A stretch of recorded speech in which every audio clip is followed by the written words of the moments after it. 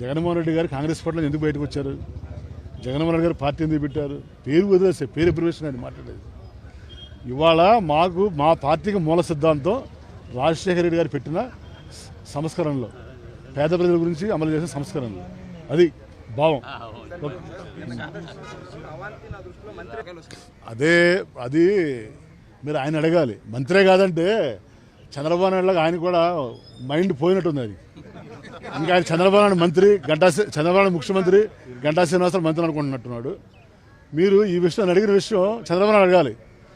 ఏమయ్యా, మీ పార్టీ గుర్తు మీద గెలిచిన వ్యక్తి ఎమ్మెల్యే ఇలా మీటింగ్ పెట్టి నాకు ఆ పార్టీలో ఆఫర్ ఉంది, ఈ పార్టీలో ఆఫర్ అని చెప్తున్నాడు. మరి ఆ పార్టీలో ఉంచుతా సస్పెండ్ చేస్తాను చంద్రబాబు అడగాలి. నువ్వు నన్ను కదా నువ్వు అడిగిన చెప్పని ఆన్సర్ అదే అర్థమైందా?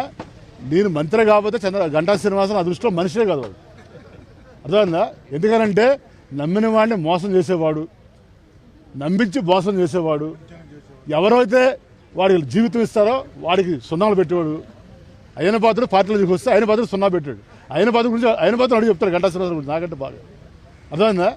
అయిపోయింది. అయిన పాత్రుడిని ఏకాగ్రం చేయాలని చంద్రబాబు పంచం చేరాడు. మళ్ళీ చంద్రబాబుని ఏకాగ్రం చేయాలని ఇప్పుడు నువ్వే చెప్తున్నావు నాకు ఆ పార్టీలో ఆఫర్ ఉంది, ఈ పార్టీలో ఆఫర్ ఉంది. అంటే నిజంగా దమ్ము ధైర్యం ఉంటే ఆ మాటలు మాట్లాడే ముందు ఆ పార్టీ ముందు ఎమ్మెల్యే పదవి రాజీనామా చేయమను. తెలుగుదేశం పార్టీ కార్యకర్తలు ఆలోచించుకోవాలి, తెలుగుదేశం పార్టీ నాయకులు ఆలోచించాలి. చంద్రబాబు నాయుడికి రోషం పౌరుషం ఉంటే గంటా శ్రీనివాసరావు యాక్షన్ తీసుకోవాలి. నన్ను కదా ఆలోచింది. గంటా శ్రీనివాసరావు ఎవరు MLA? Telugu Desam party MLA. Telugu Desam party అధ్యక్షుడిగా మాట చెప్తాడు. ఏమై గంటా శ్రీనివాసరావు ఈ మాట అంటున్నాడు అని. అర్థమైందా? వైఎస్ఆర్ పార్టీలు ఎప్పుడు కూడా జగన్మోహన్ గారు చెప్తున్నారు, నీతి నిజాయితీకి పారదర్శకంగా పనిచేసే వ్యక్తులకే మేము అగ్రపెట్టి వేస్తామని. ఇలాంటి దొంగలకి, భూ కబ్జా కోరులకి, అవినీతి పరులకి అందలం ఎక్కించేటటువంటి ఆయన అవకాశం జగన్మోహన్ గారు ఎవరు ఎప్పుడు కూడా. అంటే గంటా శ్రీనివాసరావు అనే వ్యక్తి ముందు నార్త్ నియోజకవర్గ ప్రజలకు క్షమాపణ చెప్పాలి. ఎమ్మెల్యే అయిన తర్వాత ఎన్ని రోజులు నార్త్ నియోజకవర్గంలో పర్యటించాడు ఇప్పటివరకు, ఎన్నిసార్లు అసెంబ్లీకి వెళ్ళాడు. అంటే అతను ఏమనుకుంటున్నా అంటే రాజకీయం అనేది ఒక వ్యాపారం. నేను అనకూడదు ఆ మాట. రాజకీయం అనేది ఒక వ్యాపారం లాగా ఉంది గంటా శ్రీనివాసరావు. అందుకని ఒక నియోజకవర్గంలో పోటీ చేస్తే మళ్ళీ నియోజకవర్గంలో పోటీ చేయడు. ఎందుకని మళ్ళీ పోటీ చేస్తే డిపాజిట్లు రావని. అర్థమవుతుందా? అంటే చంద్రబాబు నాయుడు భ్రమలో ఉంటే మేమేం చేయలేం. చంద్రబాబు నాయుడు ముఖ్యమంత్రి, నేను గంటా శ్రీనివాసరావు మంత్రి అనుకుంటాడు. ఆయన నెల్లూరు మెస్ దగ్గర నుంచి ఎలా స్టార్ట్ అయ్యాడు, ఆయన కెరీర్ మొత్తం తెలుసు. అర్థమైందా? ఆయన ఎలా పైకి వచ్చాడు, ఆయన ఆకాశం నుంచి రావాలి గంటా శ్రీనివాసరావు వ్యక్తి. అతను ఇన్ఛార్జిగా ఉన్న మంత్రి సిగ్గు లేకుండా మాట్లాడుతున్నాడు. విజయనగరం జిల్లా వెళ్ళి విజయనగరం జిల్లా సత్యబాబు గురించి మాట్లాడుతున్నాడు. సత్యబాబు గురించి మాట్లాడే అర్హత, జగన్మోహన్ గురించి మాట్లాడే అర్హత గంటా శ్రీనివాసరావు ఉందా? నువ్వు ఇన్ఛార్జి మంత్రిగా 9 సీట్లు 9 వైఎస్ఆర్సీపీ వచ్చినాయి. నువ్వు ఎక్కడున్నా గంటా శ్రీనివాసరావు వ్యక్తి వర్గ రాజకీయాలు, గ్రూపు రాజకీయాలు చేసి అతని స్వార్థం చూసుకుంటాడు. కానీ పార్టీ గురించి కానీ, పార్టీ నాయకుడి గురించి కానీ, పక్కనున్న అనుచరుల గురించి కానీ ఆలోచించే వ్యక్తే కాదు. అది నాకంటే మీకే బాధ తెలుసు. మీడియా వాళ్ళకి కాదు. విశాఖ జిల్లాలో 6 ఏళ్ల పిల్లడి నుంచి 60 ఏళ్ళ ముసలి ఎవరైనా చెప్తారు. అర్థమైందా? కొంతమంది చెంచా ఉంటారు అతనికి. అతని పోనొచ్చు అన్నను ఎక్కడికైనా గెలుస్తామని. అర్థమైందా? రాజకీయంలో భజన పరులు 10 అనుమానం ఉంటారు.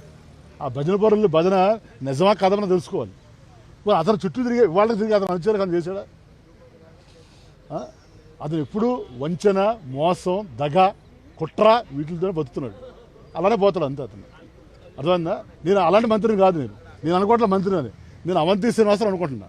అవంతి శ్రీనివాసరావు పర్మనెంట్. అవంతి శ్రీనివాసరావు అనేవాడు పర్మనెంట్ ఉంటాడు ప్రజల గుండెల్లో. ఎమ్మెల్యే అవుతాడు, ఎంపీ అవుతాడు, మంత్రి అవుతాడు.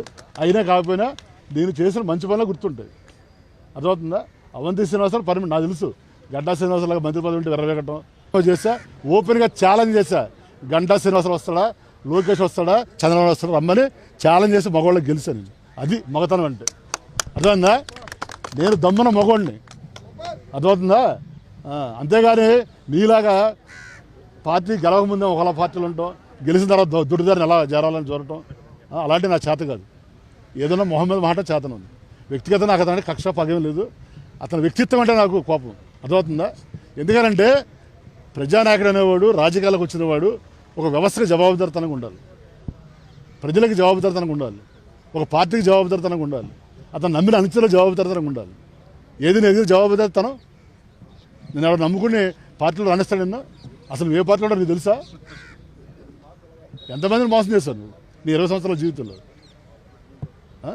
నువ్వు ఒకసారి ఎప్పుడైనా ఆత్మపరిశీలన చేసుకో, తెలుసు నీకు ఎవడ మంత్రి కాదు. అంటే నువ్వు అహంకారంతో మాట్లాడుతున్నావా? నువ్వేని మంత్రిరా, మీ బాబు అని మంత్రి, మీ తాత అని మంత్రిరా? ఉండలేడు. అర్థమైందా? ఎవరితో పెట్టుకోమని నాతో పెట్టుకోవద్దు. నేను అయిన పత్రం మంచోడు కాదు. నేను గంటా శ్రీనివాసరావు తెలియజేస్తాను నీకు. అర్థమైందా? ఎవడు ఆపలేడంటే చంద్రబాబు సిగ్గుండాలి, తెలుగుదేశం పార్టీ సిగ్గుండాలి. తెలుగుదేశం పార్టీ గుర్తు మీద గెలిచి, ఆ జెండా మీద గెలిచి తెలుగుదేశం పార్టీ ఆఫీసులో కూర్చుని నేను వైఎస్ఆర్ పార్టీలోకి వెళ్తాను, నన్ను ఎవడు ఆపలేడంటే దాన్ని ఏమంటారు? రాజకీయ వ్యభిచారం అంటారు దాన్ని. అర్థమైందా? సిగ్గుండాలి మనిషి నాకు.